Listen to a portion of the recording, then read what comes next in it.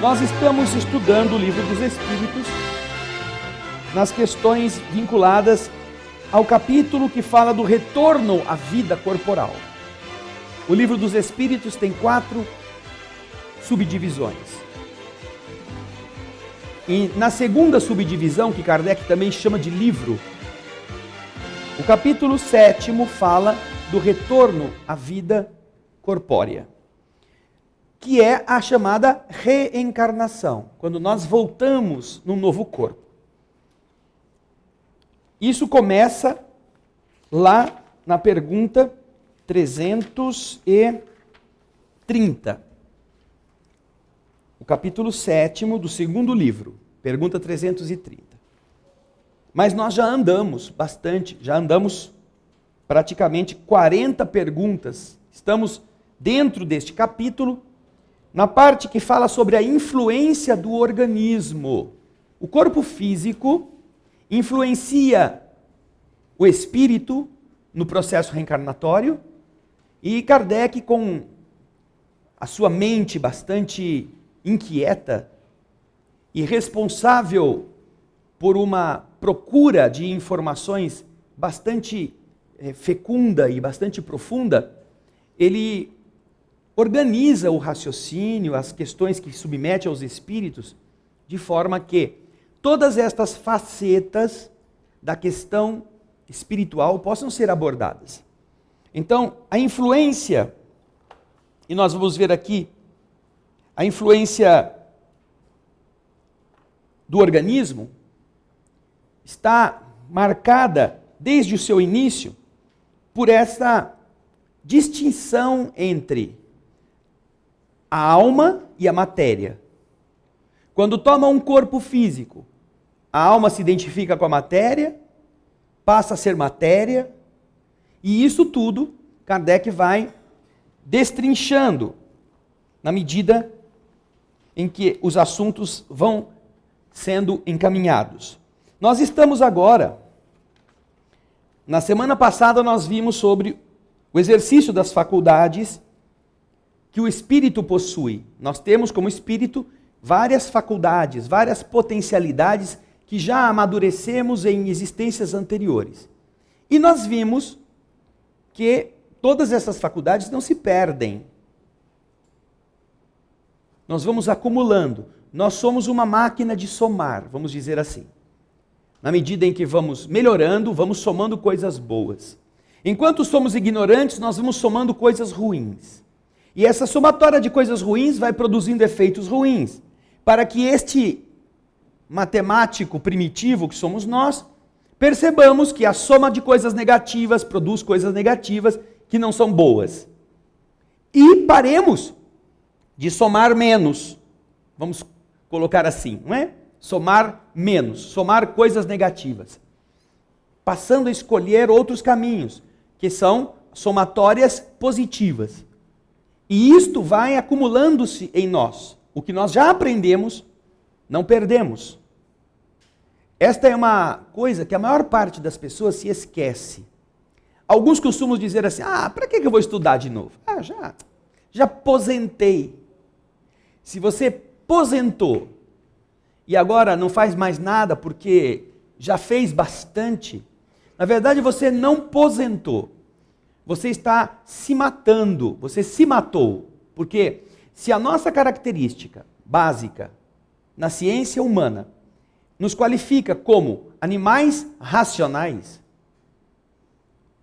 se você se aposentou, se você deixou de trabalhar e não está fazendo mais nada, você só está na fase do animal, que come, respira, dorme, procria, mas da fase do racional você interrompeu.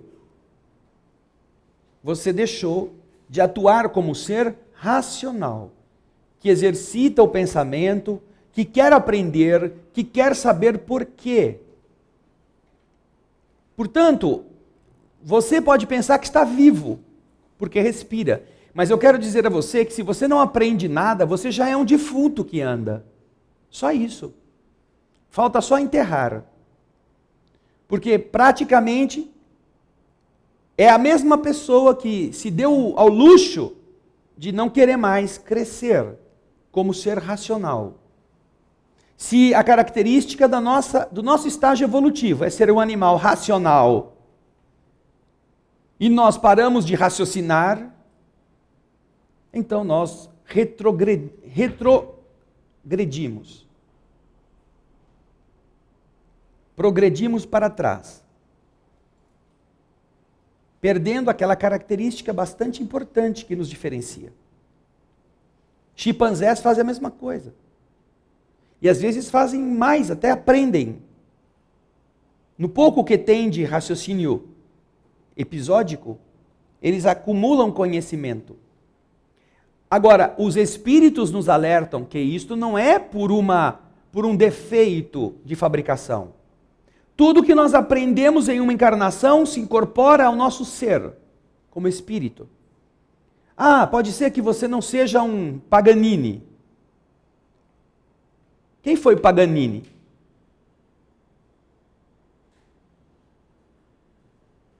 Quem sabe, levanta a mão. Isso já é a primeira coisa que vocês podem aprender, porque ninguém sabe.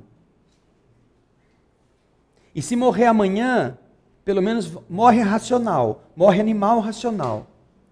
Niccolò Paganini foi um dos maiores violinistas,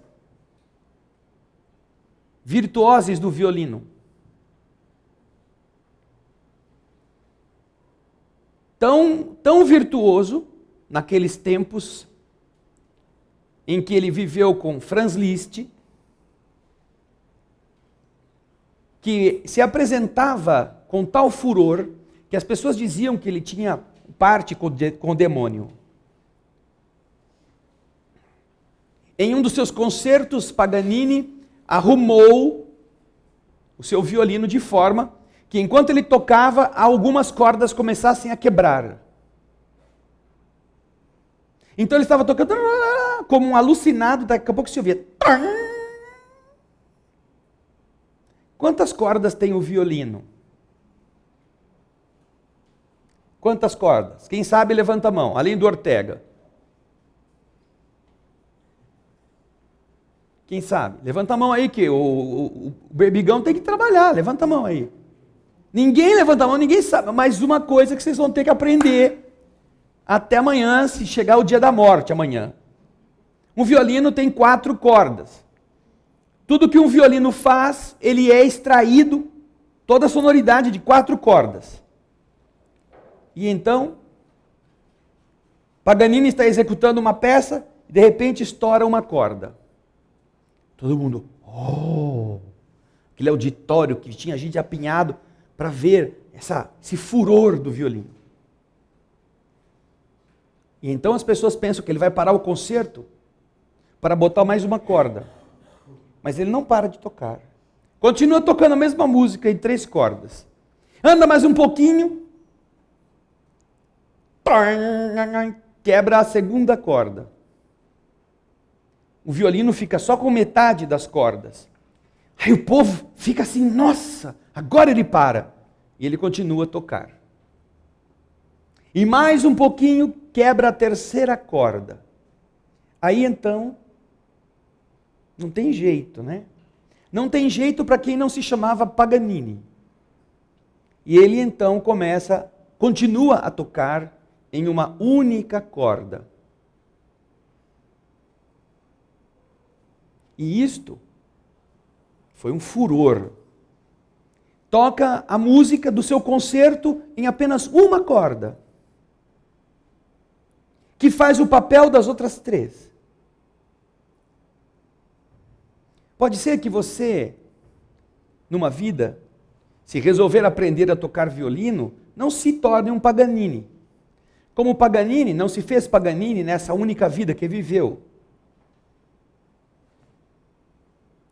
Mas, se você, apesar de já não ter mais objetivos profissionais, objetivos materiais, resolver estudar violino, você já começa sabendo o que é o violino. Quantas cordas tem, como são afinadas as cordas. Que notas você consegue tirar de cada corda? Você já começa a exercitar a sua mão esquerda, porque a mão esquerda faz todo o processo da produção artificial das notas.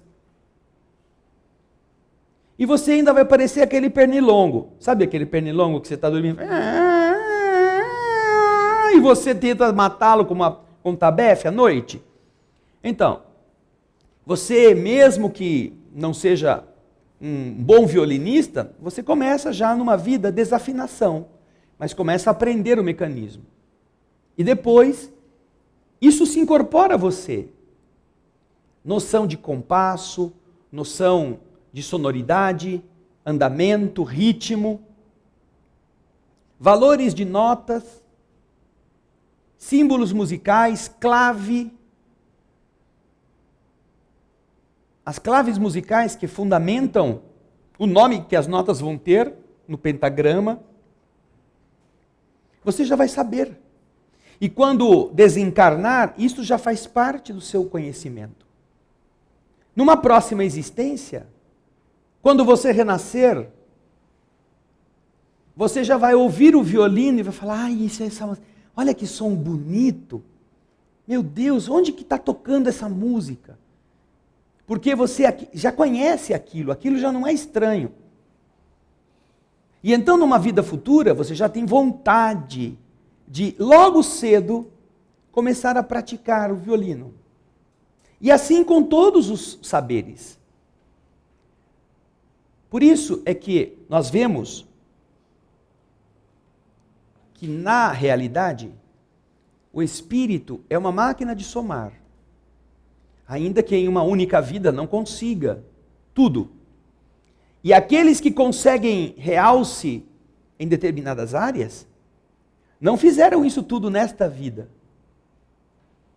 Nesta vida, ou naquela vida em que eles estão se destacando, eles puderam colocar a serviço de uma causa, ou a serviço do seu próprio processo evolutivo, o conjunto de informações que para ele já estão acumuladas no seu ser e que agora ele pode expandi-las. Beethoven compunha músicas que não cabiam no piano. O piano do tempo de Beethoven era menor do que o piano que depois se consolida, que aumenta de tamanho exatamente por causa dele. Porque ele constrói músicas que não cabem. E então os futuros artífices, os construtores de piano, modificam o instrumento. Agregam mais uma oitava, mais 8 notas. Modificam o modo pelo qual o mecanismo, os martelos funcionam, para conseguir maior agilidade, para dar ao pianista mais capacidade de interpretação. Porque alguém como Beethoven acumulou ao longo de tantos e tantos e tantos séculos conhecimento e destreza suficientes para implementar numa época, num planeta atrasado como o nosso, uma forma diferente de compor e de inspirar outras pessoas. Então a gente observa que todo este conhecimento é um processo que vai se somando. Que a gente pare de ficar pensando, mas eu vou vou gastar tanto tempo com isso à toa. O que eu vou ganhar com isso? Isso daí vai render alguma coisa? Não, que não renda nada. Não é suficiente nos educar, nos ensinar, nos preparar? Porque vai chegar o dia em que, eventualmente, aquilo vai ser útil. E você já terá feito. E assim se explicam, por exemplo, as faculdades intelectuais que nos endereçam a caminhos onde nós já temos facilidades, mesmo na escola, mesmo nas atividades físicas, mesmo nos nossos momentos de lazer. Por que a gente gosta de determinadas coisas? Por que a gente é mais propenso a desenvolver-se bem em áreas que outros não conseguem?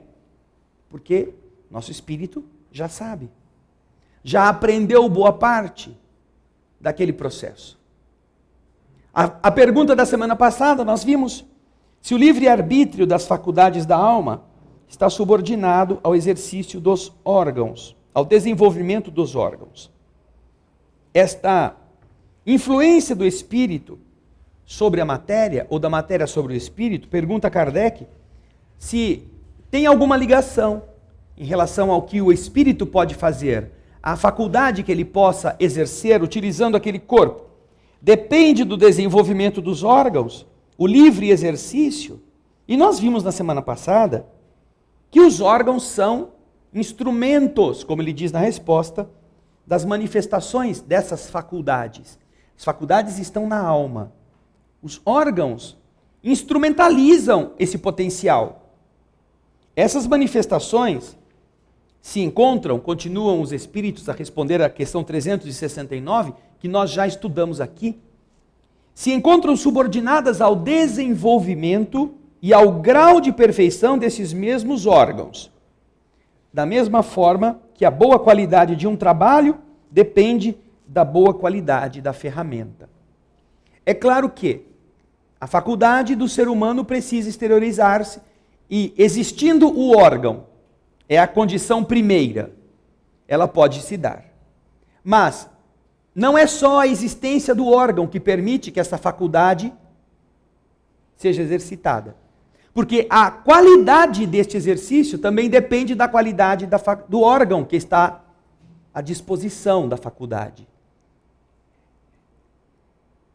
Se nós observarmos, as pesquisas científicas demonstram que aqueles indivíduos que se notabilizaram em determinadas áreas do conhecimento tinham fatores bastante favoráveis, seja na construção biológica, ou seu biotipo, seja na ação mental, a quantidade neuronal, seja nas áreas que estariam a serviço desse projeto. O estádio de futebol mais caro que foi construído aqui em nosso país, eu acho que vocês também não sabem. Ou alguém sabe qual é? Qual foi? Hein, Alexandre? Você está com cara de que sabe. Você sabe qual foi o estádio dos que vão ser sede de Copa? Qual foi o mais caro? Põe o microfone para ele aí, ó. Mané Garrincha? Perdão. Hã? Mané Garrincha? Tá vendo que ele sabe? Ele tem cara de futebolista. O estádio mais caro é o de Brasília. Estranha coincidência, né? Por que será, né? Justo em Brasília. Ele leva o nome de Mané Garrincha. Eu acho que aqui poucos sabem quem foi Mané Garrincha. E muita gente vai no estádio sem saber por que tem esse nome tão feio, né? Mané. Vou lá no Mané. O estádio que custou mais de R$1 bilhão, com o nome de Mané Garrincha. Mas, se você voltar a pesquisar, você vai encontrar quem foi esse homem. Um dos maiores futebolistas brasileiros do tempo em que futebol era uma coisa pura, vivida pelas pessoas que tinham ideal, que gostavam do esporte, sem terem sequer profissão nisso. E o interessante na história dele é que, quando, até o momento da sua morte, ele foi muito, muito pobre, né? Morreu praticamente na miséria. E o que contrasta muito, não é, com o templo que construíram para pôr o nome dele. Mas ele, quando nasceu, ele tinha um problema, não é? Que foi justamente o que fez dele o que ele foi. Ele tinha um problema orgânico, um problema físico, que era perna torta. Ele tinha a perna bem torta, uma delas mais até do que a outra. E com essa perna torta, enquanto os outros estavam todos bonitões, né? Todos retões, certinho, o que ele fazia? Com a perna torta, ele driblava e deixava os caras falando sozinho. Ninguém conseguia encontrá-lo, só depois que o gol que acontecia, aí é que... Onde é que está o cara? Não é? E existem alguns vídeos muito inspirados por este gênio, que está usando um problema físico, que é a tal perna torta, para fazer com que ele pudesse ser o homem, o futebolista famoso, pela alegria que levou aos estádios, num tempo em que era mais de poesia que se fazia, mais de arte do que de negócio que se fazia esse esporte. As pernas do Mané Garrincha favoreciam a que ele fosse o que foi. Já imaginaram o Mané Garrincha tentando ser pianista? Eu vou ser Beethoven, vou estudar lá, que nem Beethoven, com as pernas tortas assim, tortinha. Até para sentar no banquinho ele ia ter problema. Porque as pernas sentavam no banquinho, as pernas saíam do lado de lá do pedal do piano. Não, mas então eu vou ser violinista. Ih, pior ainda, vou jogar basquete. Não dá, você tem a perna torta. Vai ser, né, ponta esquerda que ele era, ou ponta direita? Hein, Gaspar? Você tem cara de que se lembra disso? Ô, Alexandre, você que já acertou o estádio, ele era ponta direita. Era ponta direita, né, o Antônio? O Antônio salvou a gente aqui. Por quê? Porque ele, né, jogava nas pontas, ele saía, entortava qualquer um, chegava no fundo do campo, cruzava e alguém cabeceava e punha a bola no gol. Quando ele mesmo não entrava para lá e deixava os caras falando sozinho.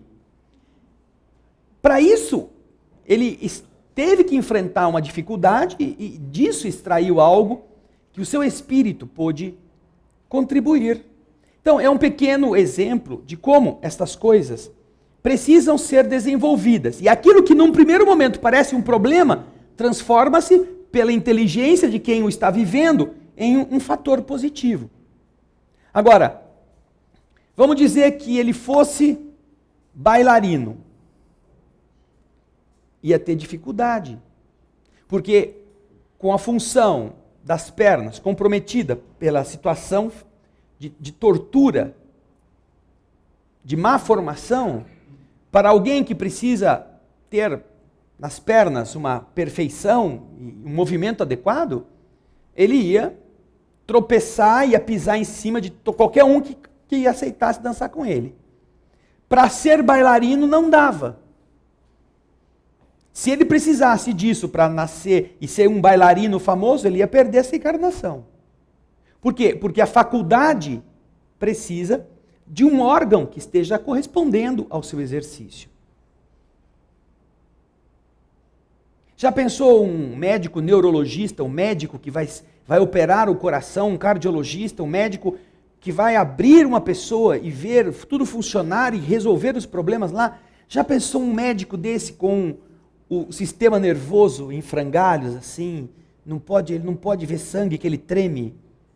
Ele não pode ter desafios desse. Você sabe que vai ter uma prova segunda-feira, você não dorme sábado e domingo. Ai, vai ter uma prova. Ai, mas que prova que é? Você vai perder a vida? Não, é do Enem. Ai, mas qualquer analfabeto passa nessa prova. Quase. Porque nós estamos gerando analfabetos diplomados. Né? Nós estamos todo ano gerando analfabetos diplomados. A última notícia que eu recebi é que, foi a Solange, minha esposa, que me deu ainda hoje, que existe um projeto do Ministério da Educação de facilitar os clássicos literários brasileiros para a compreensão dos alunos. Reescrever Dom Casmurro, reescrever as obras de Machado de Assis com uma linguagem um pouco assim, mais branda. Porque os NARFA, que hoje são os professores NARFA, que também muitas vezes não sabem, estão com dificuldade de ensinar os alunos, que obviamente sabem menos, o que correspondem a algumas dessas questões literárias. E então, ao invés de forçar os alunos a aprender, imagina, estão cogitando de fazer o inverso. Emburrecer a todos, comprometendo a literatura nacional, que é das poucas coisas que ainda presta na história nacional, na história do Brasil, não é? Com um processo de defraudação para menos, para ignorância, ao invés de estimular os ignorantes a irem ao dicionário, a melhorar o seu vocabulário, como um projeto político, um projeto que parece ser muito democrático. Imagine.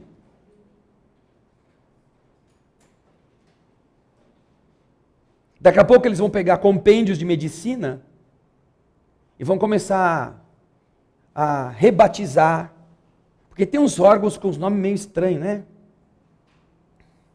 Meio esquisito. Laringe. Vai que o cara não sabe. Põe goela. Né? Escreve lá, goela, o cara está com um problema na goela. Porque assim, pô, fica mais fácil. Já com todos esses esforços, eu tenho um amigo que é ortopedista, que ele diz, olha, lá onde eu trabalhava, os médicos falavam, olha, quando você for para a mesa cirúrgica, alguém da enfermagem faz um X com aquelas canetas piloto azul, sabe? Na perna, que é para ser operada. No joelho, no dedo, que é para ser amputado. Porque era muito comum eles amputar a perna errada. Cortar o dedo errado. Com o povo que já estudava. Imagina agora. Onde está o problema desse gaiato aí? Vamos abrir as tripas dele para procurar. Já pensou ser deitado na mesa cirúrgica e ouvir assim o anestesista falando, o camarada aqui, ele já foi preparado no pré-anestésico? Pré-anestésico? O cara não sabe o que é isso. Vai falar nos anteriormente. Os anteriormente dele já está tudo bem? Não é pré-anestésico. Então, essas são coisas que estão acontecendo. E parece que boa parte das pessoas está achando muito legal. É bom. É bom fazer com que o nosso cérebro precise pensar cada vez menos. Quem sabe ele não atrofia? Porque quando você não utiliza, essas coisas vão piorando. Você vai deixando de exercer a sua condição racional. E vira apenas um indivíduo que reage aos impulsos, reage às oferendas, reage às provocações vamos dizer, do que é gostoso, do prazer, daquilo que seduz. Você não pensa se isso é bom, você não pensa se é adequado, você não pensa a quem isso vai ajudar. Não, você só vai fazer porque é legal, porque é gostoso. Os órgãos, eles precisam ser desenvolvidos para que você tenha condições de exercitar a sua faculdade. Mas não é só eles existirem, eles precisam, quanto melhor eles forem, mais você conseguirá fazer a sua faculdade brilhar com intensidade. Isso é o que os Espíritos nos responderam na questão 369. A questão de hoje é 370. Kardec pergunta, pode-se deduzir... O que é deduzir? Deduzir, o que significa o verbo deduzir?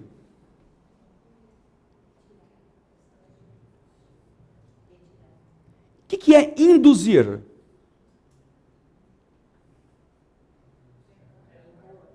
Induzir, vamos lá, levanta a mão para o Ricardo poder levar o microfone. Fala aí, Ortega. Induzir. Levar, encaminhar. Influenciar, levar, encaminhar, que mais? Que mais?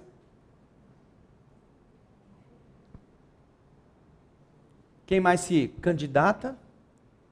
Tudo bem. E deduzir? O que é deduzir? Tirar conclusão. Tirar conclusão.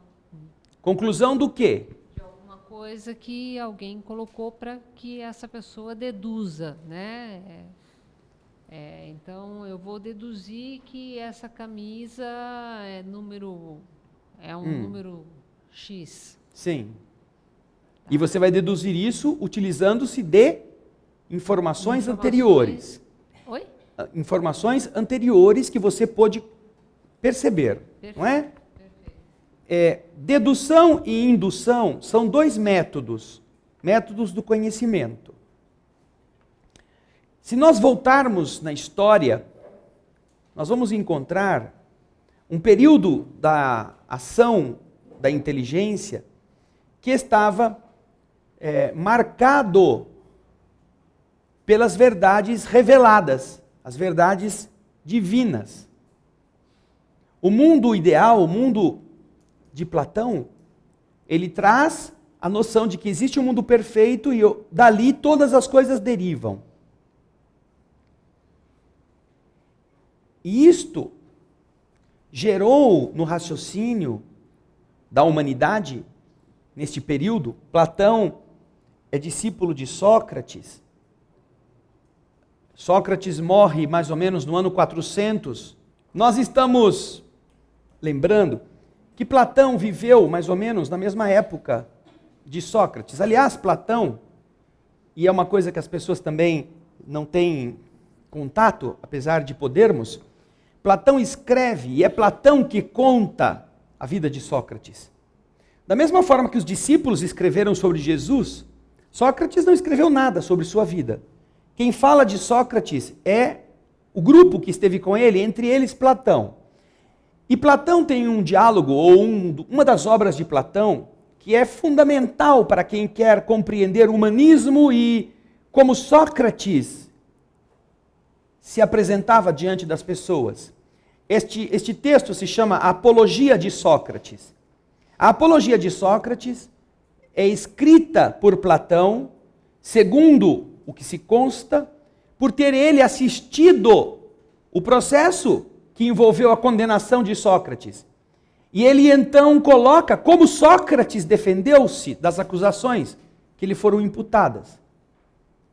É algo primoroso do ponto de vista histórico. Você poder pegar um texto que foi escrito mais ou menos 400 anos antes de Cristo e ver a lucidez de Sócrates revelada por Platão nos seus apontamentos. E depois, Sócrates é condenado, como vocês sabem, e um de seus amigos, um outro já idoso, chamado Críton vai até onde Sócrates está preso e diz a Sócrates que, por dever de amizade, ele tem condições de garantir que Sócrates fuja do cativeiro. Críton era um homem rico e, portanto, provavelmente deve ter subornado os guardas naquela noite para que a porta da prisão ficasse aberta. E então Platão escreve os argumentos que Sócrates utiliza para dizer a Críton que ele não podia deixar a cadeia, mesmo que a cadeia estivesse aberta. E se chama Críton, esse diálogo. Platão, na história da filosofia, ele cultua estas ideias perfeitas, ele cria o mito da caverna, de forma que quando nós nascemos, nós não conseguimos ver senão as sombras que estariam aparecendo na parede do fundo da caverna, como se fosse a minha mão, que alguém vai mostrar se acordar bastante, porque ele também compreende essas questões jurídicas. Esta sombra que vocês estão vendo aqui, Platão diz que é a única coisa que nós conseguimos captar da verdade no mundo físico. A mão que produz essa sombra não está no mundo físico. É um conceito perfeito que está no mundo das ideias, que nós não temos acesso. Só podemos chegar até a sombra que está na parede. Resumidamente, é o mito das ideias de Platão. Obrigado, Norberto.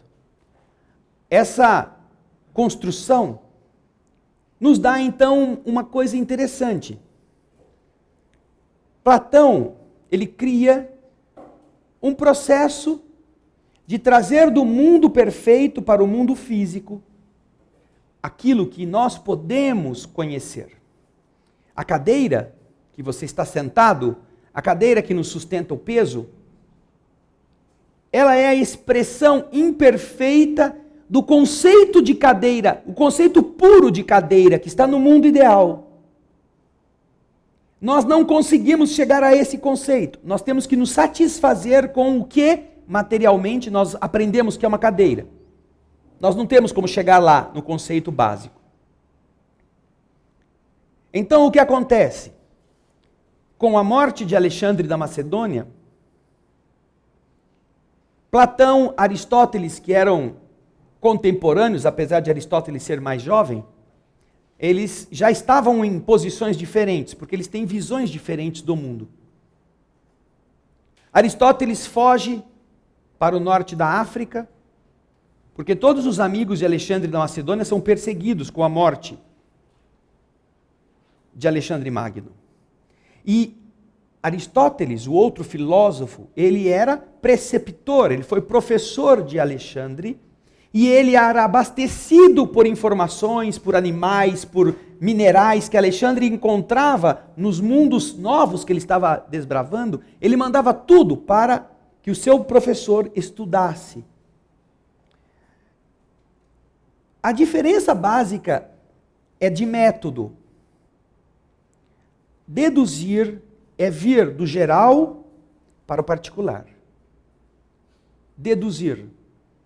Você tem informações, porque aí que está, nós raciocinamos geralmente com base em comparações de premissas. Aquilo que se chama de silogismo. Uma premissa maior diz uma coisa, a premissa menor diz outra coisa, e com base na comparação das duas a gente chega na conclusão. Nós deduzimos. Por exemplo, o exemplo clássico. O homem é um animal racional. Premissa maior. Premissa menor. Fulano de tal é homem. Tal pessoa que a gente conhece faz parte do sexo masculino. Ou faz parte da raça humana. Conclusão, fulano de tal é racional. Você combina as duas premissas para tirar uma conclusão que não está nela. Não está nela. Em nenhuma das duas premissas. Nenhuma das duas premissas está dizendo que aquela pessoa é um animal racional. Está dizendo que o homem é um animal racional. E a outra, fulano de tal é homem. Só isso. Aí a nossa inteligência deduz. Ela pega desse mundo e traz para a nossa realidade uma conclusão, que é a combinação das duas. O fulano de tal é um animal racional. Esta é a dedução. Você tem então um contexto e dali você vai tirar uma conclusão. Agora, o método dedutivo, ele é um método que já tem as coisas que estão postas para a gente depois concluir.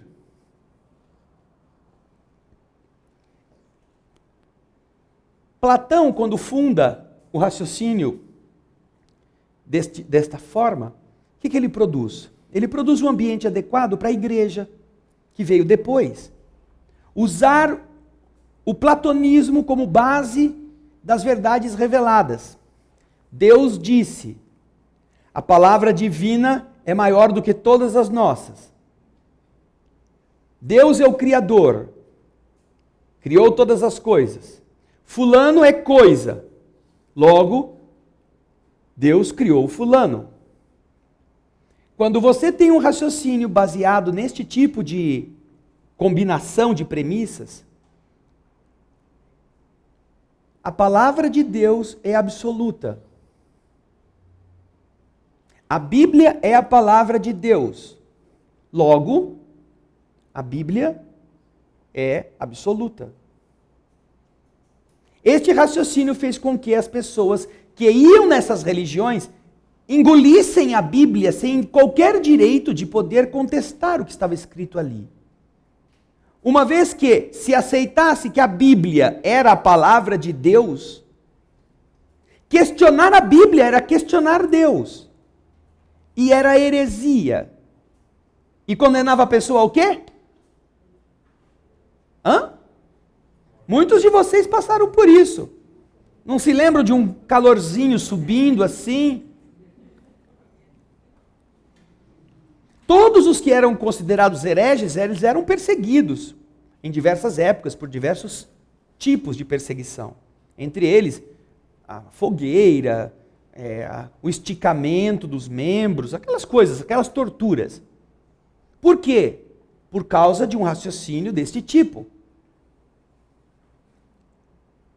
Então, quando Platão desenvolveu essa teoria, essa técnica de pensar, certamente que ele não queria isto. Mas o resultado deste raciocinar levou aos que depois vieram a estabelecer esse tipo de raciocínio e obrigar as pessoas a aguentar isto. Porque é lógico.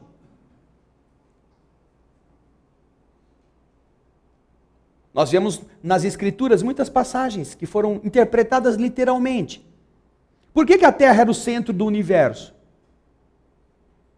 Porque em uma passagem bíblica, nós já aqui comentamos outro dia, havia a notícia vinda, revelada, não é? De que o exército de Israel precisava combater durante o dia para ele ter a vitória. Se ele combatesse durante o dia e a batalha acabasse à luz do sol, o exército seria vitorioso. Mas se a batalha fosse postergada para o período da noite, Israel perderia a guerra. Então, colocaram lá os exércitos para brigar e parece que a coisa não estava dando muito certo lá para o exército de Israel, o negócio estava indo longe e o sol já estava se endereçando para o fim do dia. E então o seu líder, conta a Escritura, que ergueu os braços para o sol e ordenou que o sol parasse. O povo dando golpe já naquela época. Ordenou que o sol parasse de girar, parasse de andar no céu. E como ele não aguentava ficar o tempo inteiro, porque o exército estava meio cansado, ele botou ainda mais 2 carinhas para segurar cada um o braço dele, para ele não cansar e abaixar o braço para o sol voltar a andar. Não pode andar até a gente ganhar. E com base nisso, qual é a conclusão? O rei ou o nosso general ordenou para o sol que o sol parasse. E o sol parou. Se o sol parou, quem é que gira em torno de quem?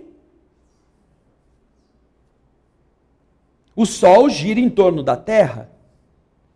É a conclusão, entre aspas, lógica, desses argumentos que nós estamos vendo antes. E aí alguém vai falar que isso não é certo. Galileu Galilei.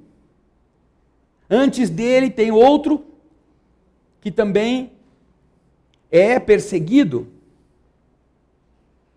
por ter pregado que a Terra não era o centro do universo. E quem é que se impõe contra eles? A igreja.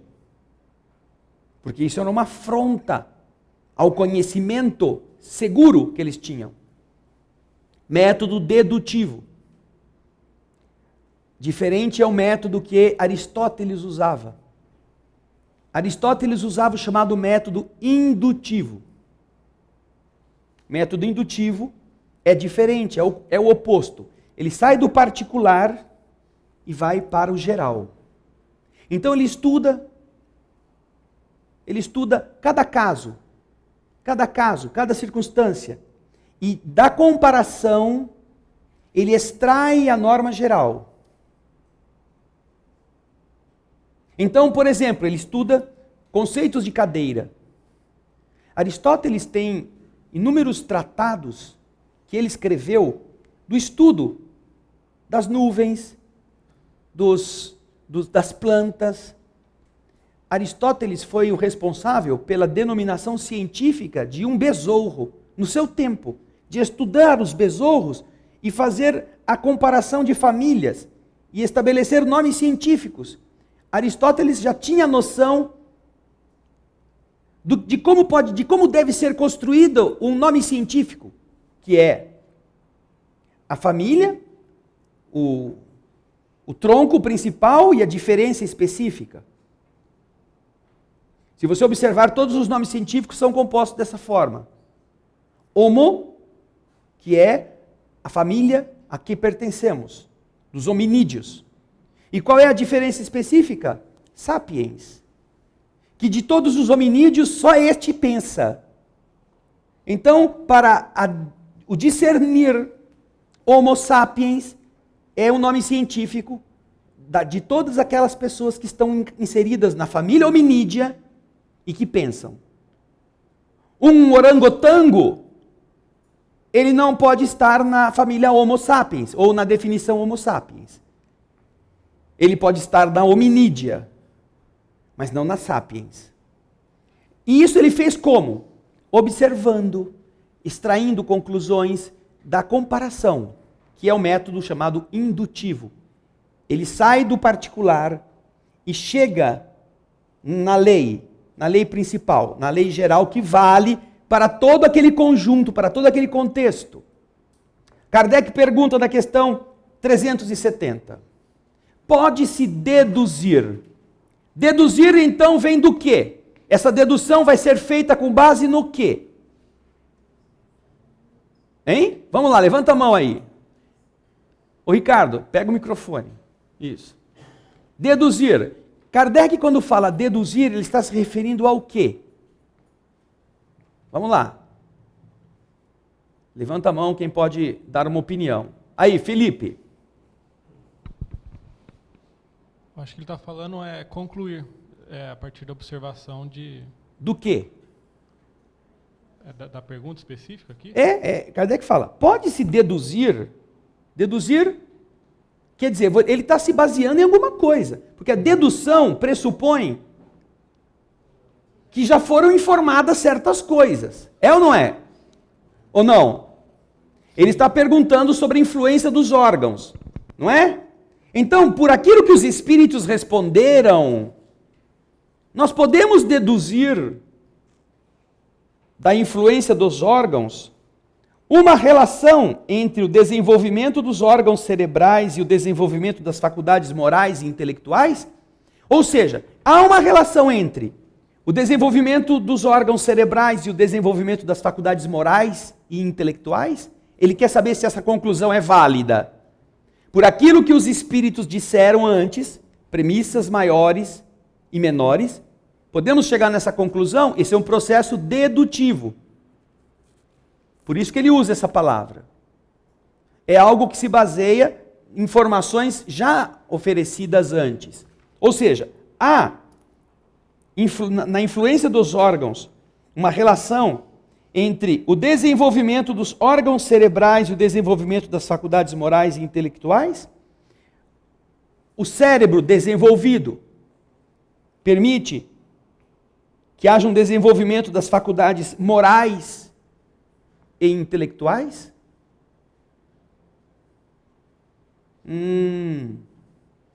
Faculdade moral, alguém me dá um exemplo? Faculdade moral, alguém me dá um exemplo? Vamos lá. Levanta a mão aí para o Ricardo levar o microfone. O Rubernei levantou a mão lá, ó.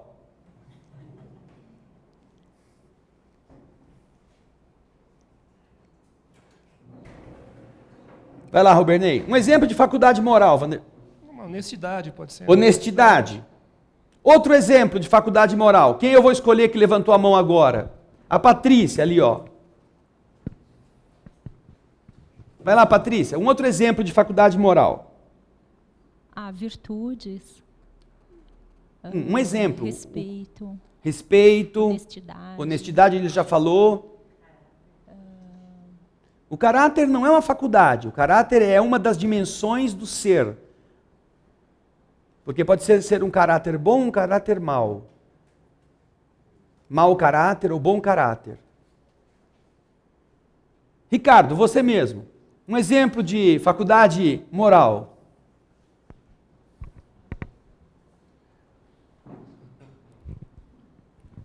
Vai lá, Ricardo. Você fica botando os outros na fogueira, agora você está no fogo, vai. Eu nem estava pensando. É, né? Então o que você está fazendo com o livro na mão aí? Não, eu estava levando o microfone Tá e bom. as pessoas no fogo. Pensa agora então. Honestidade, já falou. Isso. Caráter. Caráter não é. Uma pessoa correta. O que é correto? É ser honesto? Não. Então, certo, já é honestidade. Fiel. Fidelidade. Fidelidade. É uma das decorrências da honestidade, fidelidade, mas é também uma característica moral. Outra, Caridosa. bondade, caridade, desprendimento, compaixão, afetividade. A gente pensa tão pouco nas faculdades morais que a gente não sabe identificar quais são. Já perceberam isso? Nós não vivemos com a consciência do que são faculdades morais. Tudo fica num bolo só na nossa mente, a gente não sabe separar o que é raciocínio, o que é faculdade moral, o que é faculdade intelectual. A gente, por falta de hábito, nós não sabemos definir na hora que precisamos. E então um falou que é honestidade, pronto, salvou todo mundo. Vai para a honestidade, vai para é honestidade, é correção. Todo mundo vai desaguar naquilo que alguém disse. E é uma tendência da nossa defesa. Mas não é a única faculdade moral que existe. Então, existem muitas outras. Como nós aqui pudemos ver nas outras sugestões, ok? Agora, quando nós temos essa pergunta, o desenvolvimento dos órgãos cerebrais e o desenvolvimento das faculdades intelectuais e morais estão relacionados, como se poderia deduzir, ou não? Como vocês não leram na semana passada, nem nesses 7 dias, com algumas exceções que eu espero tenham lido, ler isso tudo agora e ficar pensando como é que sai desse emaranhado, não é? É complicado. Quem que leu essa semana a resposta dessa questão, 370? Levanta a mão. Ortega, o Antônio, o Júlio, a Cícera. Tá vendo? Eu falei que tinha honrosas exceções.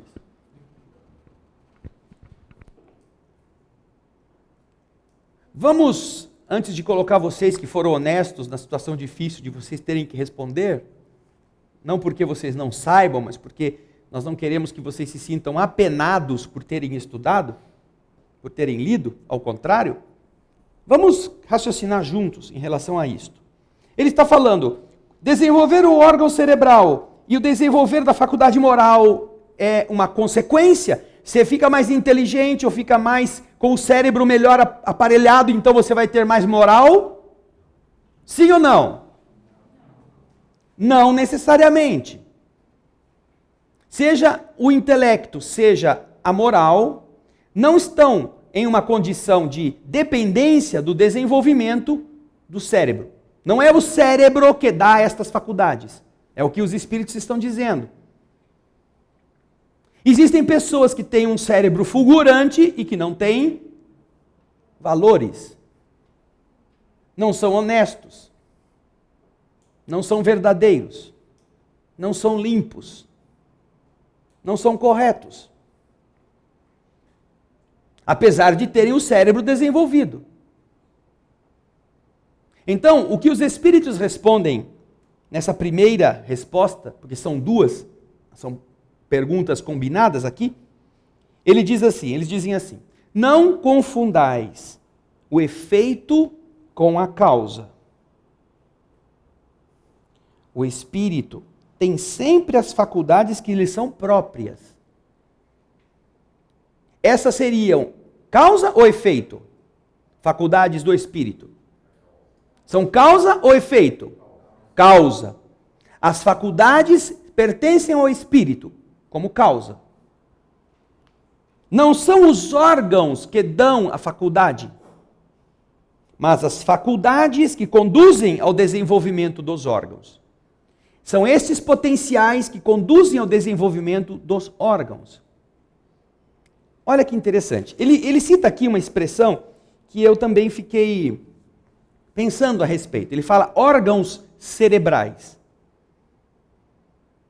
Nós sabemos que o cérebro não é considerado um conjunto de órgãos, né? Então, tem uma parte que tem, sei lá, a parte do pensamento, outra parte a parte do estômago, outra parte a parte da reprodução, do sexo. Mas ele fala desenvolvimento de órgãos cerebrais.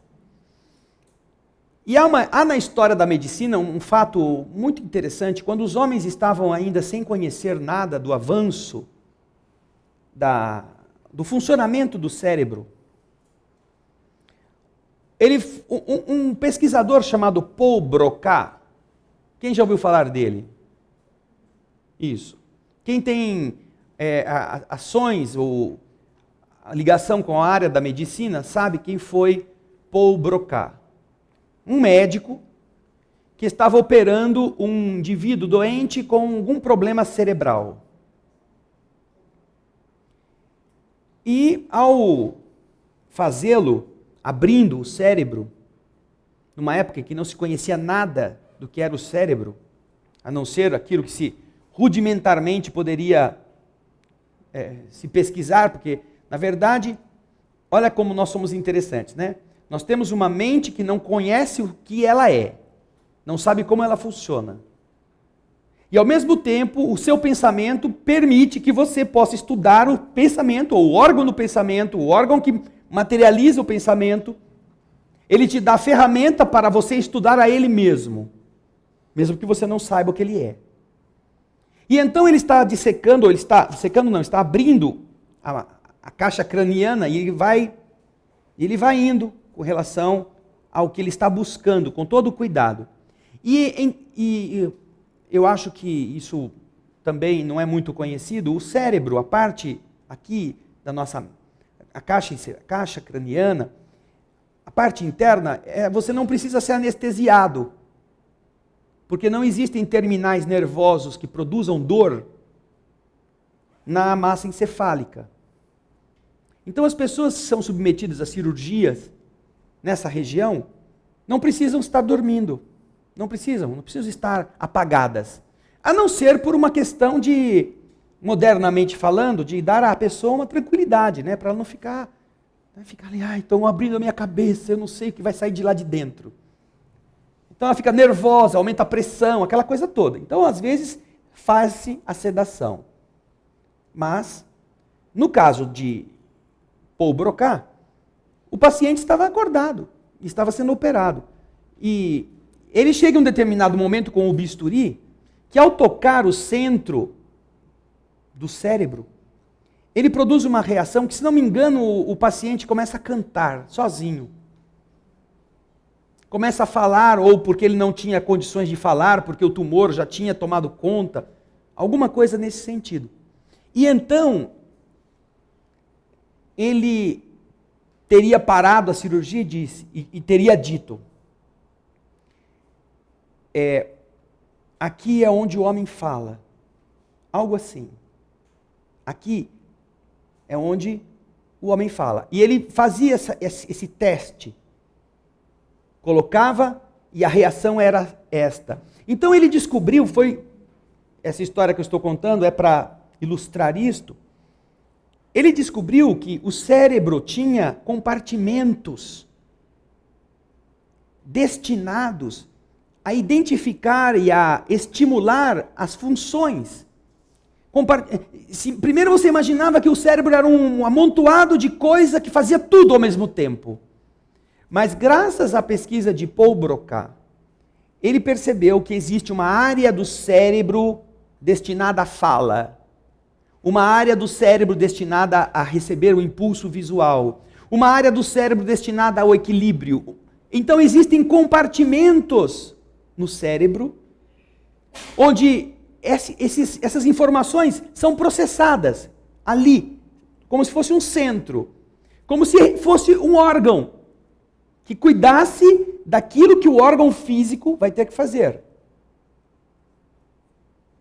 E hoje, olha que interessante, os tomógrafos, os de última geração inclusive, colocando a pessoa naquela região do cérebro, sob a ação do tomógrafo, identifica-se, e hoje já em 3D ou em cores, que área do cérebro está trabalhando com tal informação, com qual informação? Qual é a área física que está processando o estímulo que se está dando? O estímulo auditivo, ele está lá dentro do tomógrafo, está sozinho, ninguém fala com ele. De repente ele escuta um apito. Ah, estímulo auditivo. O barulho entra por aqui, passa por todo o sistema de captação da bigorna, estribo e mais algum, e aí é transformado em impulso elétrico. Esse impulso elétrico vai para uma determinada área do cérebro que identifica e decodifica, e isto fica ativado. E então o tomógrafo vê aonde que o impulso auditivo é registrado. E assim com as outras questões. E é interessante que em 1857, você imagina o que era a medicina em 1857. Kardec tenha feito aos espíritos uma pergunta sobre o desenvolvimento dos órgãos cerebrais, que hoje nós poderíamos entender como o desenvolvimento desses centros cerebrais. E você observa que ao longo da evolução humana, foi exatamente este o processo de amadurecimento do nosso cérebro. Quando nós não tínhamos ainda uma condição racional proeminente, quando nós ainda fazíamos parte dos seres animais irracionais, nós não precisávamos ter uma caixa craniana desse tamanho. Nós precisávamos de um centro que coordenasse as funções básicas e automáticas. E então o nosso cérebro era isto. Você vê o tamanho de um elefante. Se você medir o tamanho do cérebro do elefante, vai ver que é uma coisa minúscula, perto do que é um elefante. A girafa, a mesma coisa. Os insetos são minúsculos e a região cerebral dele é ínfima. Mas eles têm ações que precisam dessa coordenação. Mas todas estas áreas são bem pequenas se comparadas ao tamanho do corpo. E só elas são capazes, só esta área é capaz de manter o coração batendo, o pulmão respirando, o impulso da dor chegando, tudo isso. Só que como ele não tem o raciocínio, ele não precisa de uma quantidade de neurônios tão grande como nós precisamos. Nós já passamos por essa fase evolutiva. Antes de sermos Homo sapiens, nós precisávamos também de um corpo que funcionasse independentemente do nosso raciocínio. E que mantivesse o funcionamento básico para que nós tivéssemos temperatura, pressão, respiração, os impulsos automáticos. E nós ainda temos esse cérebro primitivo até hoje. Quando você desmaia, quando você tem um mal súbito, você passa mal e você apaga, seu cérebro está em crise. Algumas pessoas, inclusive, sofrem com problemas dessa natureza, que o pessoal chama de epilepsia, não é? Uma síndrome, um surto de confusões elétricas. Muitas dessas pessoas apagam. Só que elas não morrem. Desde que, obviamente, não batam a cabeça quando caiam. Elas não morrem. Elas continuam respirando, o coração continua batendo. As funções básicas da vida continuam ativas. Por quê? Porque se o cérebro está nessa confusão elétrica, o cerebelo está funcionando. O nosso cerebelo, que é essa região aqui de trás, na base do crânio, ainda detém a função de preservar os sinais vitais funcionando quando o cérebro entra em colapso, por algum motivo, até que o cérebro volte a assumir o controle. Então nós observamos que, quando nós não tínhamos faculdades, quando o nosso espírito ainda não era detentor de faculdades espirituais avançadas, nós podíamos ser abastecidos e garantidos por um cerebelo pequeno que nós temos até hoje, que era o suficiente. Mas aí nosso espírito, que tem um processo evolutivo, vai conquistando recursos mais avançados. E na medida em que isso vai acontecendo, é preciso também municiar a estrutura cerebral de outros requisitos, para que aquelas faculdades que antes não existiam e agora começam a despontar, tenham mecanismos de identificação na área cerebral, no novo corpo. Então você vai observando que na medida em que nós saímos das zonas mais atrasadas do reino animal, o reino animal vai ganhando em dimensão cerebral, em volume cerebral. Na caixa craniana, o volume, se você colocar ali uma quantidade de sementes, você vai medir o volume que a caixa cerebral das diversas raças possui. Então você vai ver que já os hominídeos, os animais da família dos símios, dos macacos, já guardam uma quantidade de espaço, o volume cerebral, bem maior do que os animais em níveis inferiores. Ainda que não sejam plenamente racionais, eles já estão em processo de exercitar essas faculdades que vão crescendo na medida da evolução do espírito. E é o que os espíritos estão respondendo. Não são os órgãos que dão as faculdades.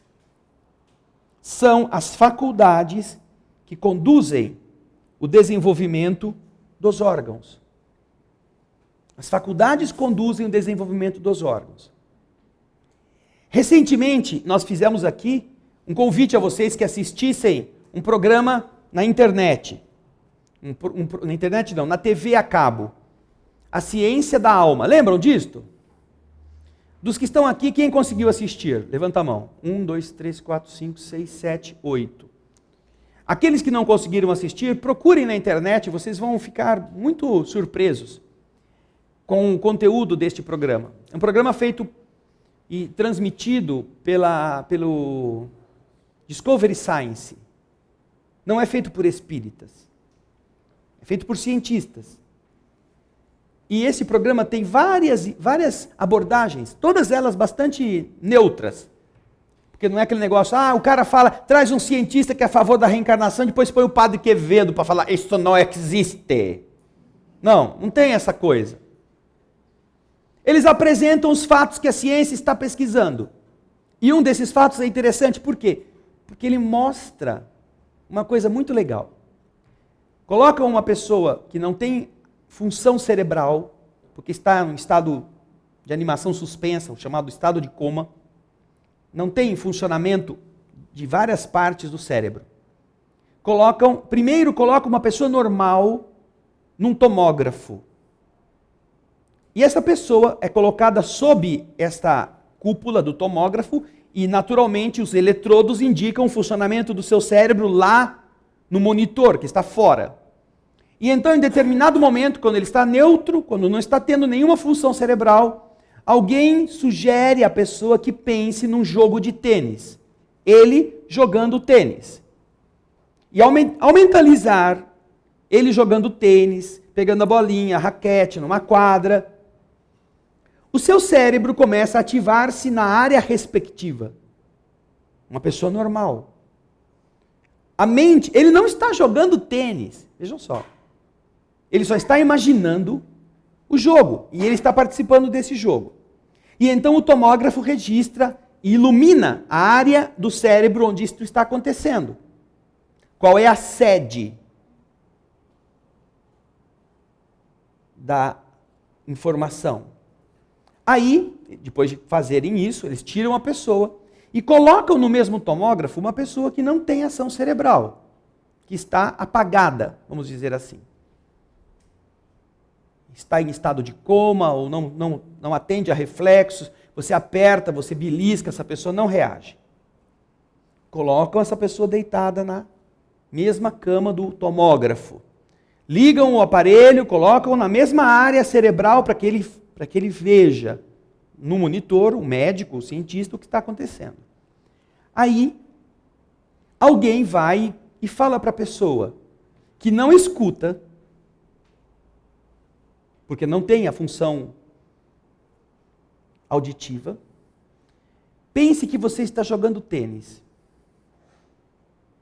Fala isso para ela. Imediatamente o tomógrafo começa a mostrar a mesma área do cérebro ativada por esta ação.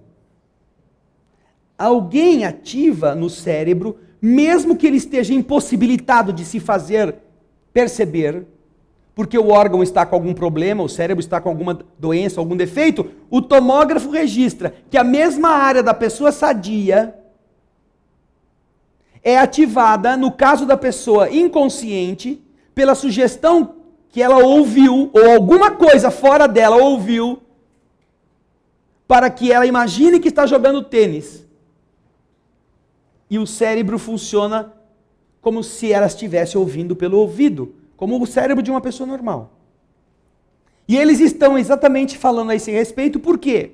Porque identificam, com base nisto, a existência de alguma coisa que capta fora do cérebro e que produz uma reação no cérebro, aquela informação que lhe é dada, a qual eles atribuem o nome de alma. Ou seja, a reação de pensar no jogo de tênis não é gerada pelo cérebro. Acontece no cérebro depois que alguma inteligência exterior àquele corpo ordena ou é estimulada. Porque não é o cérebro que foi estimulado. Ele não escuta. Então nós observamos, dentro daquilo que os espíritos estão dizendo, que os órgãos não dão as faculdades. São as faculdades que conduzem, na escala evolutiva, ao desenvolvimento dos órgãos. E, logo a seguir, Kardec vem complementando a sua indagação. Já que ele está somando as informações que já foram dadas, de maneira a deduzir as conclusões, ele diz: dessa forma, assim sendo, a diversidade de aptidões do homem provém unicamente do estado do espírito. O homem tem várias aptidões, então se de repente ele joga bola, ele sobe montanha, ele escala parede, ele sabe cozinhar, essas coisas que vêm com ele, dependem unicamente do estado do espírito. Kardec põe a palavra unicamente, não é? E os espíritos dizem que não. Unicamente não é toda a exatidão do fato. As qualidades do espírito, que pode ser mais ou menos avançada, são o princípio. Um espírito é mais avançado ou menos avançado. E essas potencialidades são o começo. Mas é preciso ter em conta a influência da matéria, que entrava. O que é entravar? Barra, dificulta, impede.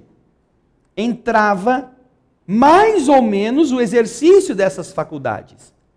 Ou seja, eles explicam que o corpo físico, mesmo de uma pessoa que tenha grandes faculdades, pode ser uma barreira para impedir que toda a grandiosidade de suas faculdades se exteriorize. Então, não é unicamente o espírito que pode manter-se ativo com toda a exuberância do que ele já aprendeu. Dependerá dele ter que enfrentar as limitações do corpo. Porque o corpo será sempre uma barreira ao exercício completo das faculdades do espírito. Será sempre uma barreira. Ele estará sempre... Você sempre vai ter no corpo, você que está acostumado a correr, caminhar sobre a superfície da terra, o corpo, quando você reencarna, ele será um escafandro. Você vai ter que andar debaixo da água carregando aquele pesão. Mesmo que você seja um excelente nadador, Você terá dificuldade de viver essa excelência quando um corpo está te barrando este exercício, este exercer a sua potencialidade. Por isso que os espíritos estão restringindo um pouco aquilo que Kardec está concluindo. A diversidade das aptidões do homem provém unicamente do estado do espírito. Unicamente não, porque às vezes o espírito tem várias aptidões que ele não consegue exercer porque o corpo não está permitindo isso.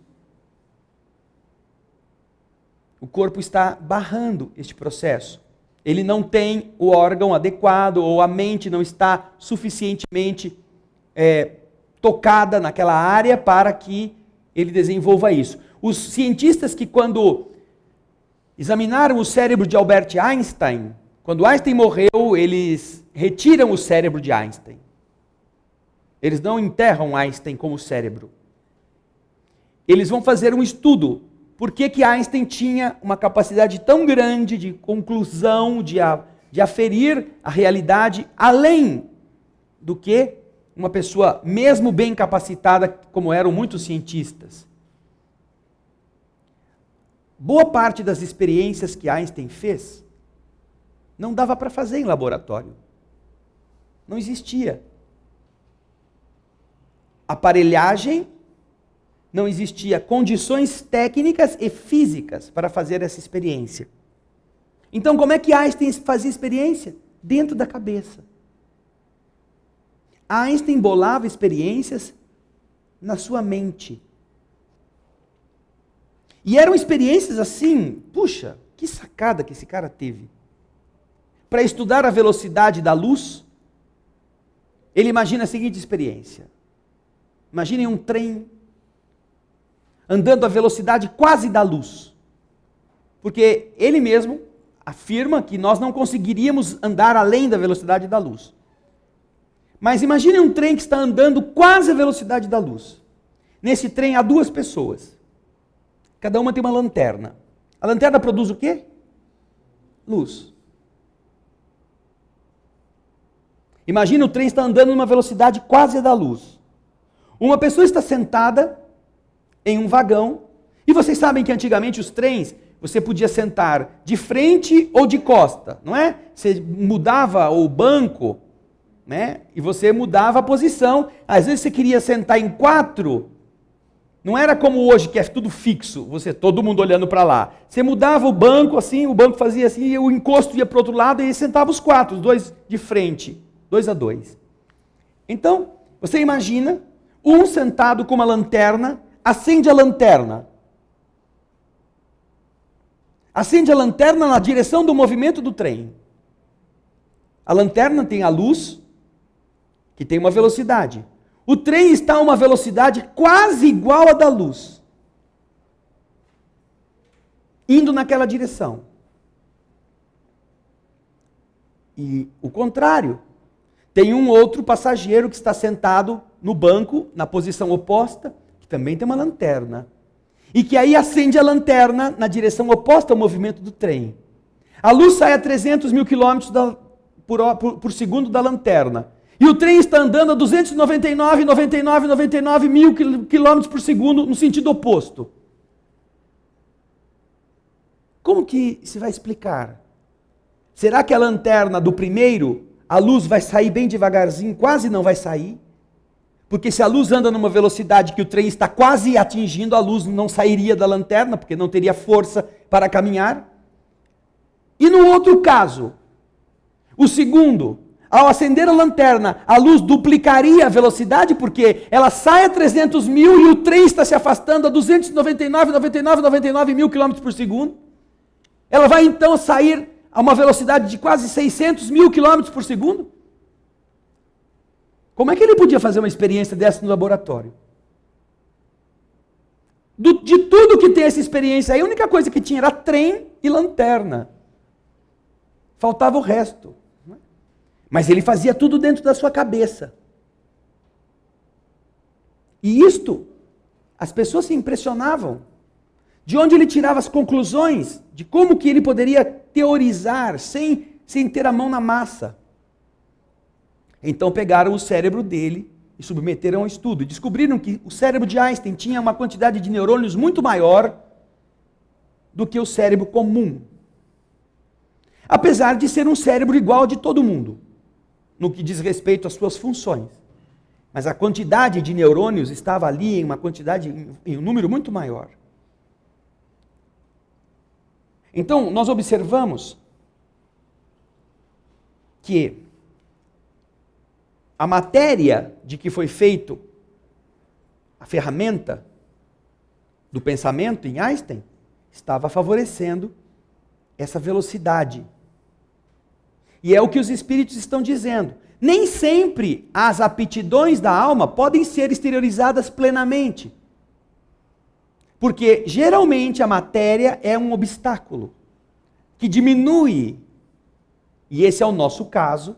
Quem sabe não tem nenhum outro Einstein sentado aqui ou assistindo a gente aí na casa das pessoas? Quantos nós temos agora? O neurônio da Ana Paula está meio com sono. Nós temos quase 400 pessoas. Quem sabe aí onde você está, o seu neurônio também, você não seja um quase Einstein, mas aí o meu neurônio, o meu cérebro veio lá meio capenga, e por mais que eu tenha estudado em muitas universidades no plano espiritual, não vim à Terra hoje para ser um segundo Einstein. Vim para ser, sei lá, um comum e corrente. Funcionário público, motorista de ônibus, chefe de família, porque é o que dá para a nossa evolução nesta vida. Por isso que eles respondem, unicamente não é toda a exatidão do fato, respondem os espíritos na questão 370b. As qualidades do espírito, que pode ser mais ou menos avançado, o espírito, são o princípio, mas é preciso ter em conta a influência da matéria que dificulta, mais ou menos, o exercício dessas faculdades. O espírito, ao se encarnar, traz certas predisposições, admitindo-se para cada uma dessas predisposições um órgão correspondente no cérebro. Poderíamos chamar aqui uma área correspondente no cérebro. O desenvolvimento destas áreas será um efeito e não uma causa. Se as faculdades se originassem nesses órgãos, o homem seria máquina sem livre-arbítrio e sem responsabilidade de seus atos. Seria preciso admitir que os maiores gênios, sábios, poetas e artistas não são gênios, senão porque o acaso lhes deu órgãos especiais. Do que se seguiria que sem esses órgãos não poderiam ser gênios. E que o último imbecil poderia ser um Newton, um Virgílio ou um Rafael, se estivesse provido de certos órgãos ou de certas áreas desenvolvidas. Suposição mais absurda ainda, quando se aplica às qualidades morais. Assim, segundo esse sistema, São Vicente de Paulo, dotado pela natureza de tal ou tal órgão, poderia ter sido um celerado. E não faltaria ao maior celerado, senão um órgão para ser São Vicente de Paulo. Admiti, ao contrário, que os órgãos especiais, se é que existam, são consequentes e se desenvolvem pelo exercício da faculdade, como os músculos pelo movimento. E vós não tereis nada irracional. Façamos uma comparação trivial, porque é verdadeira. Por certos sinais fisionômicos, reconheceis o homem dado à bebida. São esses sinais que o tornam um ébrio ou a ebriedade que faz aparecer esses sinais? Pode-se dizer que os órgãos recebem o cunho das faculdades. A alma vai plasmar e vai ajudar ao desenvolvimento. E se nós observarmos, isso é tão desafiador que Beethoven era surdo no fim da meia-idade ao fim da vida, quando ele construiu as obras mais poderosas do seu talento, ele não ouvia fisicamente. Ou seja, seu espírito não contava com uma área cerebral que lhe desse o retorno do que ele estava propondo. Mas o que se sabe é que Beethoven ouvia dentro da sua cabeça. Ele conhecia os sons todos, mentalmente. Seu espírito tinha essa potencialidade de ouvir sem precisar escutar pelo corpo. E isto dificultou que Beethoven se tornasse regente ou que se lhe tornasse executante das suas próprias obras. Mas não impediu que ele se tornasse um escritor de músicas. Ele não conseguia acompanhar os compassos, porque ele já não ouvia. E para você tocar, você precisa ouvir os outros instrumentos para saber que horas você entra. A velocidade. Mesmo o regente te dando lá o impulso do movimento, você ainda fica dependendo da exatidão do ouvido. Ele não tinha. E aí fica perdido. Mas para compor, a faculdade estava potencializada pelo funcionamento do cérebro e da capacidade de exprimir-se através dos sinais gráficos da música. Ok? Bem, com isso nós terminamos a pergunta 370. Na próxima semana, nós vamos começar a pergunta 371, já no assunto idiotismo e loucura. Ok? Agora vamos às perguntas dos nossos telespectadores. Temos aqui a pergunta da Andréia de Franca. Ela diz: o espírito, antes de encarnar, sabe do corpo que vai ter, das dificuldades e das vantagens que vai encontrar? A beleza é um mérito e a feiura uma prova? O cérebro do homossexual é diferente dos gêneros masculino e feminino? Bem, Andréia, há aqui uma grande abrangência de assuntos, não é? Em relação à primeira questão, o espírito antes de encarnar sabe do corpo que vai ter, das dificuldades e das vantagens que vai encontrar? Bem, nós estamos tratando deste tema, da união da alma com o corpo, do projeto de preparação da reencarnação. E nós já vimos essas questões antes. Já desde a pergunta 330, estamos tratando desse processo do retorno à vida corporal. Mas antes, no capítulo anterior, nós vimos os prelúdios, o prelúdio do retorno, o que acontece com a alma, a vida espírita, como é que é o processo para vir ao mundo físico. Então, essas questões que você está levantando em relação a se nós vamos ter dificuldades ou vamos, antes de encarnar, saber que o corpo que nós vamos ter, geralmente nós já, além de termos comentado aqui, nessa época, trazemos sempre a lembrança de que nós produzimos os corpos que vamos viver, não é? Quando não, pedimos as debilidades, os problemas, os desafios. Se você for ao capítulo 13º do livro Missionários da Luz, você vai encontrar a reencarnação de Segismundo. Antes um pouco, você vai encontrar o processo de reencarnação, a preparação. Você vai ver o caso de uma moça que vai pedir para que o corpo que ela vai ter na Terra tenha uma disfunção glandular que garanta ao seu futuro corpo um estado de obesidade, além daquilo que se deveria esperar. Porque ela precisa passar por esta dificuldade para evitar os deslizes que ela já havia cometido outrora em função da beleza. Daí, nós podemos nos lembrar disso ao responder a segunda parte da sua pergunta. A beleza é um mérito e a feiura uma prova? Não. Nem uma coisa, nem outra. Tanto a beleza quanto a feiura, quanto a riqueza e a pobreza, quanto a salubridade ou a insalubridade orgânica são ferramentas. Não são punição nem premiação. São oportunidades.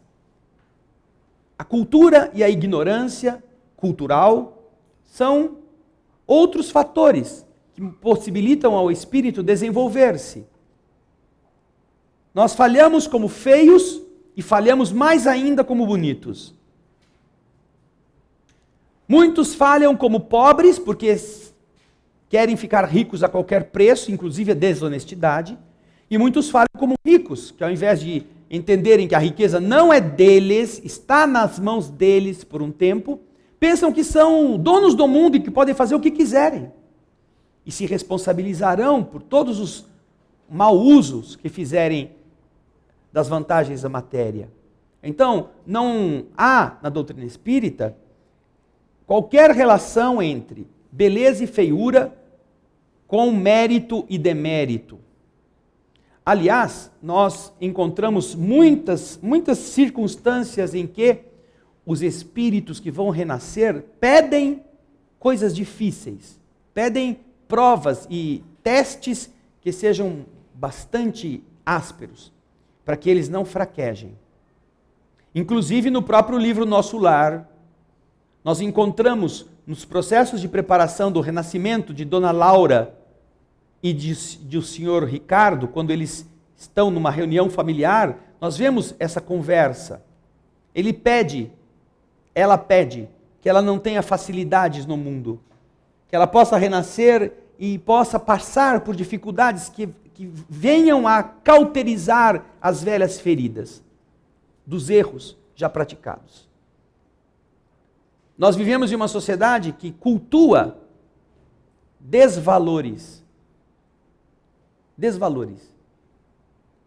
e que parecem estar na crista da onda. Todas as pessoas querem isto, porque isso dá ibope. Você não vê uma pessoa virtuosa tendo um canal de televisão que forneça a ela espaço para ela falar de coisas boas. Mas você vê todo tipo de degradação moral com espaço a perder de vista nos canais da mídia. Todo mundo fazendo a apologia dessas coisas que apenas denigrem o ser humano. Existem inúmeros exemplos positivos de ações no mundo que geram entusiasmo no bem, mas você assiste a televisão o dia todo e nunca vê ninguém falando disso. Mas você vê todos os tipos de notícia de crimes, de abordagens desumanas ou inumanas, fazendo você pensar que não tem saída, nós somos bichos. Ou seja, nós temos esse tipo de constatação que faz da nossa vida uma coisa que poderia ser diferente. E isso leva o indivíduo a perceber que às vezes o que parece bom foi muito ruim. E essa conclusão ele vai ter só do lado de lá da vida. Só do lado de lá. O que parece ser muito bonito, o que parece ser muito atraente, foi a armadilha da qual ele não se livrou, na qual ele caiu. Aliás, aquela que ele procurou, inclusive, com as suas forças. A questão do renascimento invertido também é algo que está vinculada à nossa necessidade de aprendizado, na questão da sexualidade. Essas são circunstâncias, como os espíritos explicam, que ajudarão o espírito a definir-se, a desenvolver-se e a reparar delitos cometidos quando estava como membro da família masculina ou da família feminina em alguma vida. É muito comum que os que abusam da sexualidade precisem renascer pelo mal que fizeram aos seres de outra abordagem sexual, precisam renascer naquela mesma sexualidade que eles ofenderam. E então são muito machos, são muito homens, sexualmente falando, e vivem destruindo a afetividade de mulheres. Só que quando desencarnam, carregam tal sintonia masculina e tal comprometimento com o mau uso, que a lei do universo coloca num corpo feminino, num corpo de mulher. Aquele tipo de corpo que ele vilipendiou quando tinha a masculinidade a seu favor. E agora o que acontece? Ele está como mulher querendo alguém que o ame, querendo encontrar um companheiro. E aí vai ver o que é que os homens, como o estilo dele, faziam. E vai sofrer na carne os efeitos de todas aquelas ilusões, de todas aquelas mentiras que ele mesmo usou em vidas passadas. Então, vai ficar enfrentando os efeitos nessas circunstâncias adversas. Agora, nós também precisamos lembrar que aquilo que você diz sobre o pensamento, o cérebro do homossexual ser diferente dos gêneros masculino e feminino, nós não temos essa explicação no Livro dos Espíritos, nem nas obras da doutrina espírita conhecidas, de referência. Nós aprendemos, inclusive no livro Missionários da Luz, que não existe não existe na humanidade, nos seres humanos, alguém que seja, atualmente, composto de 100% masculino ou 100% feminino. Porque o processo do renascimento, em áreas invertidas, ora como homem, ora como mulher, ele desenvolverá no espírito as vertentes masculinas da ação, da iniciativa, e as vertentes femininas da sensibilidade, da elevação, como requisitos necessários à unidade que é o espírito. O espírito não é homem, o espírito não é mulher. O espírito não tem essa polaridade. Essa polaridade acontece quando nós estamos num corpo, num mundo de prova e expiação como é a Terra, para facilitar a evolução do espírito nas áreas que ele precisa, naquele determinado período. Agora, nós não podemos esquecer que existem inúmeras práticas que possibilitam aos seres experiências variadas. E da mesma forma que a alimentação pode levar a pessoa a vícios, a utilização da sexualidade produz o mesmo tipo de dependência, porque gera prazer como a comida, gera prazer como a droga, gera prazer como o descanso, gera prazer. E como gera prazer, as pessoas costumam se libertar, se deixar levar por aquilo que é prazeroso, porque há uma alteração química no cérebro, dando essa sensação, como que dizendo, foi bom você ter feito isso, eu gostei. E então a pessoa, com aquela estimulação, ela vai querer fazer de novo, querer fazer de novo. E do mesmo modo que acontece com a droga, quando você utiliza, o começo é bastante intenso, mas quando você vai repetindo, você vai começando a diminuir a intensidade do desfrute. Aquilo que se conhece como tolerância. Você vai precisar cada vez mais de uma dosagem maior para ter a mesma sensação. E da mesma maneira acontece em relação à sexualidade. Buscando o estímulo e repetir isto de uma forma cada vez mais intensa, as pessoas começam a perder aquele momento gostoso, bom, prazeroso. E de tanto repetirem, aquilo vai ficando como que uma mesmice.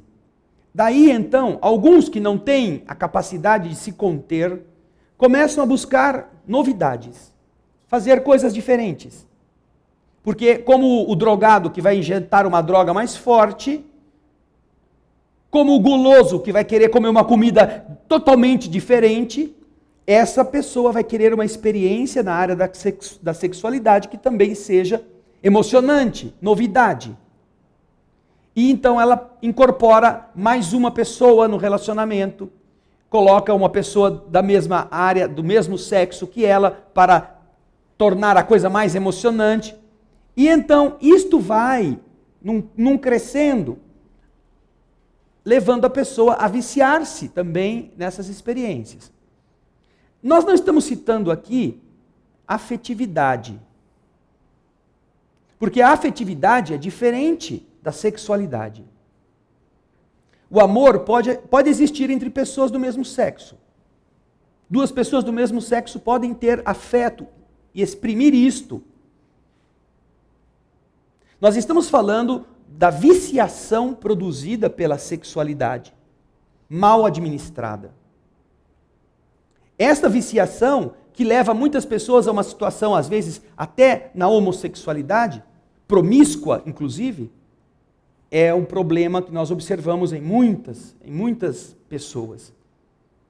Querem testar, vão testando, sem falarmos nos outros casos, de pessoas que, por exemplo, precisam de dinheiro, e aí fazem da sexualidade um meio para obter esse dinheiro. Não são homossexuais, não têm necessidades de relacionar-se com pessoas da mesma sexualidade dela. Mas como apareceu, como ela estava precisando de grana, ela foi. Outros vão fazer por curiosidade, nunca fizeram, não sabem como é, mas estão sendo bombardeados todos os dias com notícias e mais notícias e mais notícias. E se porventura, eu quero saber como é que é. Muitas pessoas começam a fumar para saber como é. Começaram a beber para saber por que aquilo todo mundo faz, ele nunca fez. E então são outras faculdades ou outras possibilidades que geram na pessoa essa alteração dos seus caminhos. E da mesma forma que alguém que toma um porre na vida não pode ser chamado de bêbado, não quer dizer que uma pessoa que se relacionou uma vez ou que teve uma relação homossexual seja homossexual. Não quer dizer que uma pessoa que é heterossexual não tenha, ela, por ser heterossexual, qualquer tipo de possibilidade interior de pensar na relação afetiva com uma outra pessoa do mesmo sexo. Nós estamos em processo de crescimento. E lembramos que a sexualidade não é algo de órgãos, é algo de mente. Os próprios espíritos nos explicam. Mas acima da sexualidade, como eles mesmos colocam, nós estamos precisamos desenvolver afetividade. Daí, Andréia, não nos esqueçamos que o espírito não é nem homem nem mulher. Ele tem as duas tendências que estão sendo desenvolvidas para que ele seja um ser uno, completo. Não quer dizer que todo mundo é homossexual, porque muitas pessoas usam isto para chegar a essa dedução. Não é? Que nós citamos aqui a dedução. Ah, o Espiritismo fala que é todo mundo gay. Não, não fala isso. A doutrina espírita explica que a alma não tem a inclinação para ser homem ou para ser mulher. Deus não criou metade dos espíritos machos e metade dos espíritos fêmea. Não. Deus criou espíritos integrais. E eles desenvolverão virtudes tanto pelo caminho masculino quanto pelo caminho feminino, porque são caminhos diferentes na evolução do próprio espírito num planeta como o nosso. Quando evoluirmos para outros tipos de mundo, talvez a relação afetiva, a relação da sexualidade seja outra. Talvez não haja essa polarização de macho e fêmea que existe na Terra. Ok? Mas isso, mais para frente, nós vamos ter que descobrir. O mais importante é que nós sejamos consequentes, sejamos responsáveis. Que tenhamos uma postura dentro dos valores da nobreza do espírito. E se você é homossexual, respeite aquele com quem você se relaciona. Se você é heterossexual, respeite a pessoa com quem você convive. Trate essas pessoas com decência, porque cada um tem um porquê.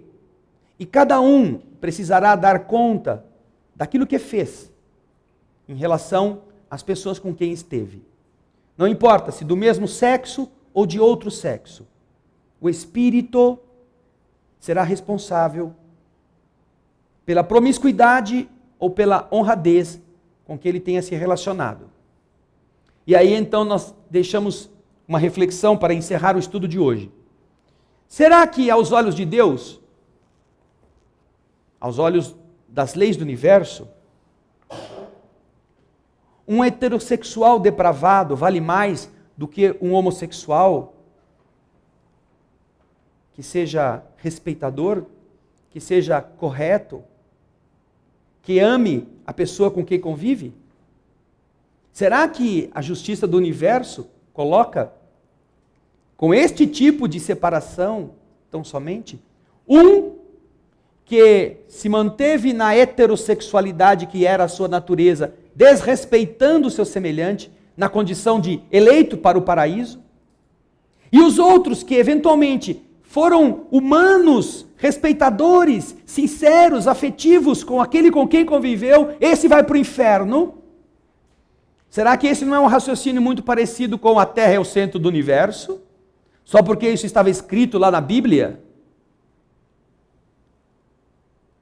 É preciso que a gente medite sobre valores, não sobre transas. Nossas mentes estão poluídas pela promiscuidade e pelos padrões de preconceitos. Se nós aprendermos com Jesus, respeitaremos. Sem estimular e sem condenar, respeitaremos. E veremos valores onde hoje muitas pessoas veem condenações. E saberemos lastimar escolhas muito feias, onde todo mundo vê machismo e virilidade. Eu não consigo, pessoalmente, achar que uma sociedade feita de machos irresponsáveis ou de fêmeas levianas, que é a que nós estamos vivendo, seja melhor do que qualquer outra em que pessoas do mesmo sexo sejam afins, sejam gentis, sejam humanas e se respeitem. Se nós acreditamos em valores espiritualizantes, os valores estão acima dos hormônios.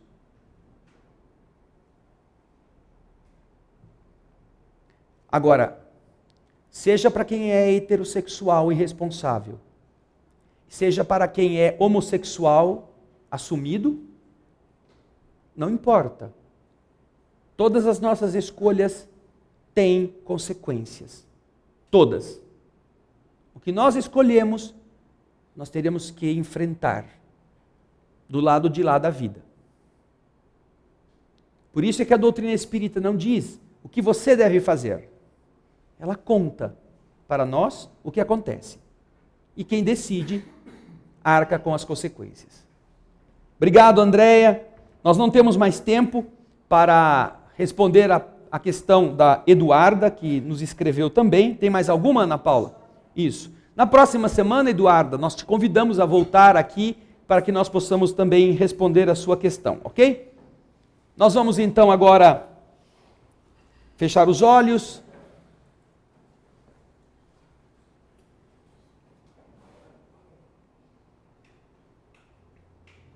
Para fazermos a prece.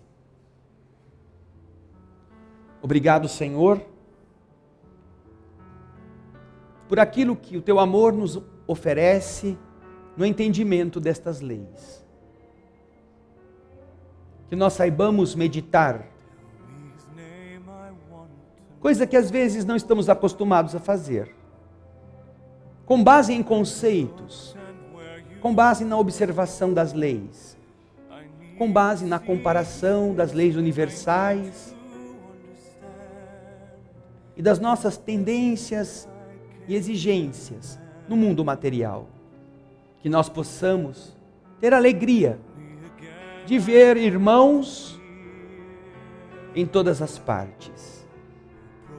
Irmãos que se candidatam por esta condição a receberem de nós a gentileza, a bondade.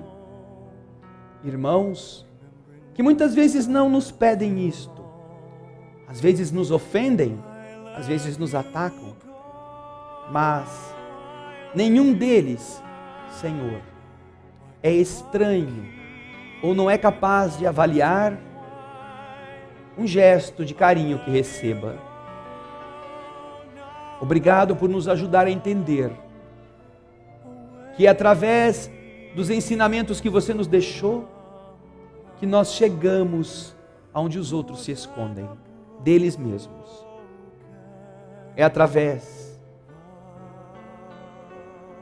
dos valores do Espírito vividos nas menores coisas que nós damos o testemunho de que somos filhos de Deus, filhos da bondade, filhos do amor mais poderoso do universo.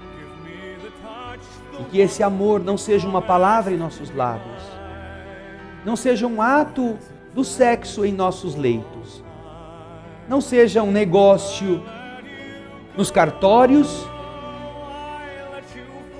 ou nos lares. Que o amor seja um compromisso de vida, que os mais maduros assumem, independentemente dos outros, e a despeito do que os outros façam. Obrigado, Senhor, por nos ajudar a compreender a nossa destinação como espíritos indestrutíveis, destinação a um mundo melhor. Mas para isso, só conseguiremos chegar a eles quando consertarmos este mundo que nos recebe. Porque não mereceremos um outro enquanto este estiver do jeito que está. Aceita a prece agradecida que em silêncio nós deixamos aos teus pés, encerrando o estudo de hoje. Pai nosso. I'd give away my soul to hold you once again, and never let this promise end.